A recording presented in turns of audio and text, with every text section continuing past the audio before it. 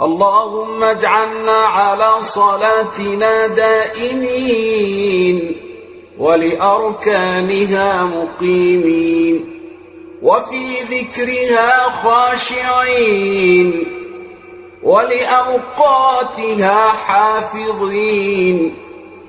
اجعل الصلاة راحة لأبداننا وأمانا لأرواحنا وسكينة لأنفسنا ونجاة. اللهم صل وسلم وبارك عليك يا سيدي يا رسول الله. ازيكم حبايبي، عاملين ايه؟ النهارده بقى هنعمل ايه؟ اعمل فطير مشلتت. انا عاملاه قبل كده عندكم على القناه، بس حكم القوي بقى ابني انا عايز فطيره من اللي انتي بتعمليه. يعني انا بعمل بصراحه كتير بس ما بصورهوش، بس ده كان ايه طالبه مني والدنيا ليل كده والدنيا هص قلت اما ايه اعمله بمزاج معاكم. وهي فطيرايه يعني لا طلعت ولا نزلت بنص كيلو دي، وانا ما اقدرش بصراحه ابني ده يطلب مني اي حاجه وفي ايدي ان اعملها وما اعملهاش. قمت كده دعبست في المطبخ، لقيت ايه شويه دقيق في قلب العلبه، حطيت عليهم معلقه سكر كبيره ونص معلقه ملح صغير.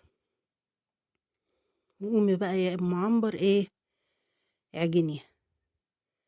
عايزه اقول لكم ان اللي بتستصحب الفطير المشلتت ده فاتها كتير. يعني اولا العجن ده بيبقى متعه لوحده، انك تعملي القرص وتعملي الكحك وتعملي الفطير وتعملي كل حاجه، والخلفيه عن الحاجه حتى لو انت بوظتيها مرة او اتنين احسن من الايه من عدم الفكرة عنها.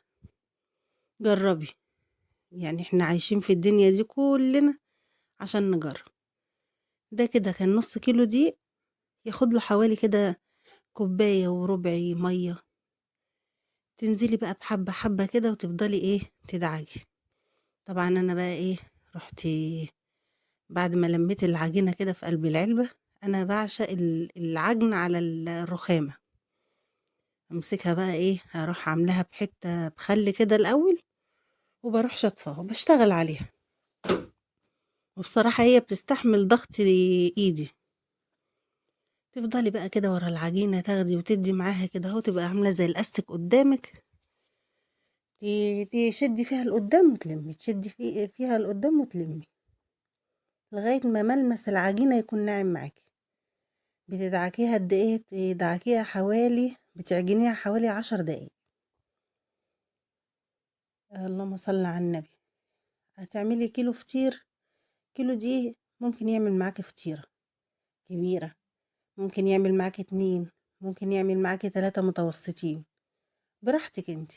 طبعا انا هما شوية الدقيق دول اللي موجودين في المطبخ و... ونص كوباية سمنة كده على حبة زيت ومشينا الدنيا.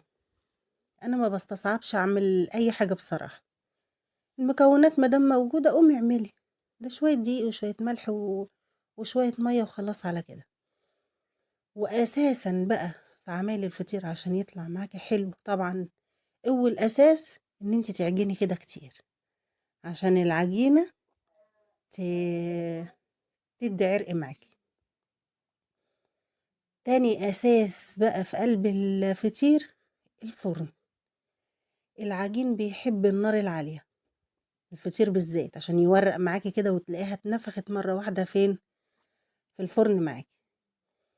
وتالت حاجة، يعني انا عايزة اقول ان التلاتة اهم من بعض يعني بصراحة، انك تريحي تعجني كده الفطير كويس وتسيبيها تريح ايه نص ساعة. خشي بقى اتفرجي على التلفزيون بعد ما تعجنيها، طبعا ده بتهدي الحيل يعني ايه. بتقعدي بقى كده اهي تقعدي تدعكي وتنهجي كده اهوت من كتر العجن. خلاص بقى بتركنيها على جنب كده، اقعدي بقى قدام التلفزيون شوية، اذا كان صلاة مغرب عشاء ظهر عصر ايا كان تصليه وبعد كده ترجعي. عشان الحاجات دي بالذات ما بتحبش الاستعجال. سبتها انك هي تريح وغطيتها بايه بورقة الفويل دي. خلاص بقى هي ريحت معايا، بصي ملمسها ناعم وجميلة. امسكيها بقى قطعيها زي ما انت عايزة. ده انا اقطعها على 7 كور. واحدة كان عندي حتة بسبوسة في التلاجة كده، قلت اعملها ايه بالبسبوسة، صبر بيها ابني ده اللي واقف فوق دماغي، هاتي الفطير هاتي الفطير، لغاية ما ايه، اخلص انا الفطير. بس انا تعبت فيها، قلت بالمرة ايه اصورها لكم. وهو لو عمل ايه والله ما اديك منها حتة الا لما اصورها. فقلت اما اضحك عليه كده واديله اللي هي الصغيرة اللي محشية بسبوسة دي، كانت جميلة قوي والله. حتى ما رضيتش اصورها لانه مش هيصبر. امسكيها برضو بعد ما تقطعيها كده، تسيبيها تريح برضو نص ساعة. تدهني ايدك سمنة كده على وشها و... وتسيبيها تريح. كل ما تريحي العجين ده يفرد معاكي، ما يتعبكيش في الايه، في الفرد بتاعه.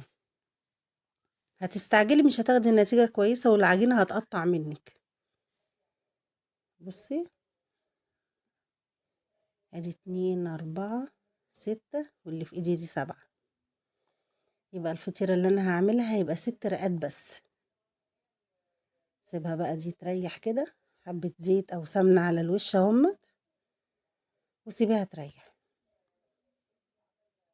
تولعي بقى ايه البوتاجاز بتاعك، يكون ناره حامية كده، وتروحي بقى حطها على الشبكة اللي في النص عندك، تشغلي عليها من تحت على نار عالية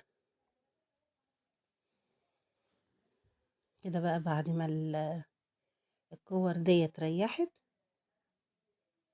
تفردي وتركني على جنب. تفردي ومش تركني على جنب بقى، اللي انت فردتيها وركنتيها تفردي دي وتروحي حطها جواها. الست طبقات بنفس النظام. إيه عندك مردانة، عندك اللي هي الفرادة ديت، خير وبركة. ما عندكيش، ادلقي سمنة وزيت بإيدك كده وافردي.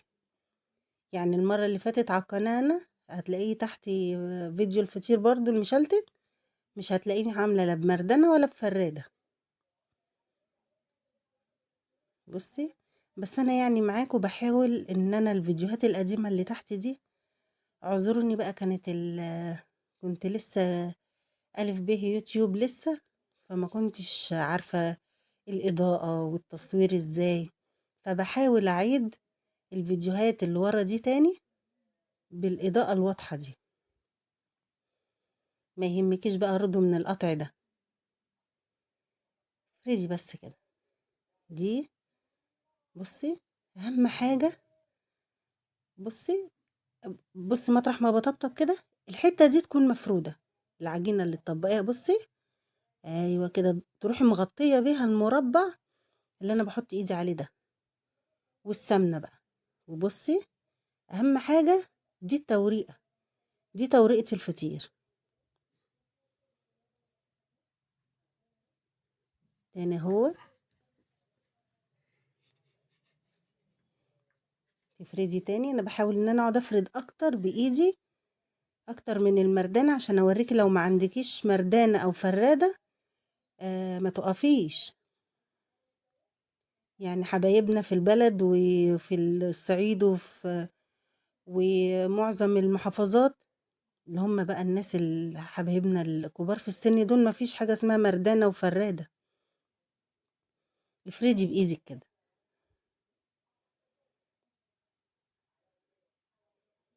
بص، تجيبي من النص وتطلعي على بره، تجيبي من النص وتطلعي على بره، وطول ما انت مريحة العجينة هتفرد معاكي كده.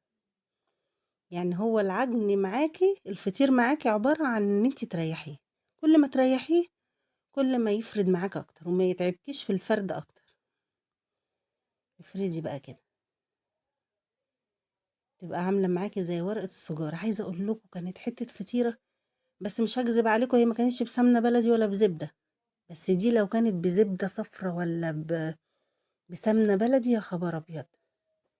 ان شاء الله مرة تانية اعمله معاكم بقى، بس كمية حلوة. انا عايزة اقول لكم ان انا اكلته الفطيرة دي ودقت منها انا وهو، آه وكل واحد من اخواته يعني ايه اما صحي لحق له حته كده، لان هي فعلا كانت جميله.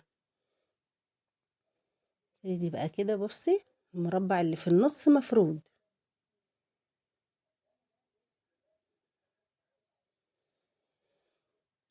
كده انا متهيألي السمنه خلصت، فقلت اما احط ايه شويه سمنه تاني اسيحهم عشان اعرف ايه احط شويه سمنه على زيت ما يجراش حاجه.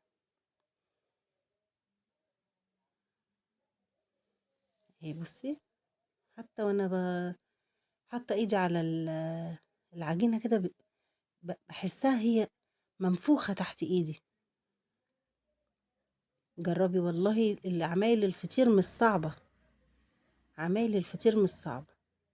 الصعب ان انت تكسلي نفسك وان انت تقولي لا ده صعب عليا، مش هينفع. ليه ما تصعبيش الدنيا على روحك. الدنيا بسيطة والدنيا كلها علام. قومي واتعلمي والتركات كده وتعرفيها. خلاص ما دام عرفتي الغلط فين ما تعملهوش. احنا بنوريكي ايه الحتت الغلط، وبنخليكي انت تتفاديها يعني. وفي ناس ما بيبقاش عندها حتة الأمانة دي، ان هي مثلا تقولك ايه في غلط انا غلطت وبتداريه ورا الكاميرا. دي أمانة يا جماعة. وما دام احنا طلعنا و... وقلنا ان احنا نعمل قناة، احنا يعني الحمد لله ربنا يرزقنا. لسه ربنا ما رزقنيش منها، بس يعني دي امانة. ما دام بتوصلي معلومة توصليها صح. يعني ما نصلحش ورا الكاميرا ونقول ايه ده هي كده انت اللي معرفتيش. لا، حرام. تفردي بقى كده اهوت. نرجع لموضوعنا تاني، الفطير. افردي بقى كده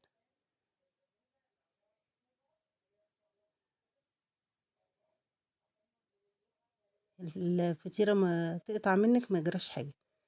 بس يفضل يعني اخر راق فوق، يفضل يعني ان هو يكون ما تحاولي تاخدي بالك انه ما يتقطعش. خلاص كده متهيألي دي اخر واحدة. بصي بقى، بصي حطي كده بصي، وانا بطبطب عليها كده اهوت حاسه ان هي منفوخه. هي دي التوريقه بقى. افردي المربع يعدي الناحيه التانية، اللي حته العجينه دي تعدي الناحيه التانية كده، ودي تعدي برضو الناحيه التانية كده. ايوه كده. واروح جايبه بقى الصينيه دهنها سمنه، واروح حطاها ايه شايلاها في التلاجة.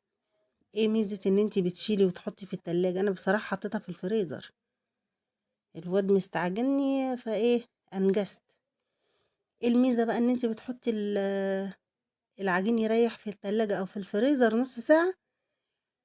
والخطوه دي مهمه قوي في الصيف. احنا بنعمل الحكايه دي عشان السمنه تقفش في الفطير من جوه. لما تيجي تفرديها وتبططيها بايدك السمنه ما تطلعش منها. بص بقى بعد ما ارتاحت بقى نص ساعه في الفريزر، بص بتتفرد ازاي. هتاخد معاكي بقى شكل اللفه بتاعت الصينيه. وتحطي بايدك كده برضو سمنه على الوش، بلاش قشطه. القشطه بتخليها تتحروق من على الوش كده. حطي من جوه، حطي بين الطبقات. ما عندك امكانيه تحطي قشطه حطي من جوه. وانا بدوس عليها كده كانت مورقه، كانت عامله زي اللبان من الجنب كده. عارفه لما بتطرقعي اللبان كده ببقك؟ هو ده. بصي بقى في الفرن النار بتاعتك تبقى عاليه. بصي والله خفت اطلعها من الصينيه، قلت احسن تتكسر. فقلت طب اطلعها لوحدي بعيد عن الكاميرا. والحمد لله ربنا سترها معايا. من كتر نعوميه ورقه التوريق مش عارفه امسك الفطير. يا سلام، دي بقى لو كانت بسمنه بلدي هي كده حلوه وطعمها حلو وكل حاجه، بس الزبده الصفراء والسمنه البلدي حاجه تانية. بص بقى التوريق، بص السخونيه. انا ما كنتش عارفه امسكها، ما كنتش عارفه امسك الفطير بصراحه. بص كميه التوريق جوه. خبر ابيض. قومي يلا قومي، قومي كده نص كده عبسي في المطبخ كده، هتلاقي لك كوبايتين دقيق كده، قومي اعمليهم، وتلات اربع معالق سمنه على زيت، وقومي. بصي، مش صابره بقى، عماله ايه افتح فيها وهي مولعه. السلام عليكم.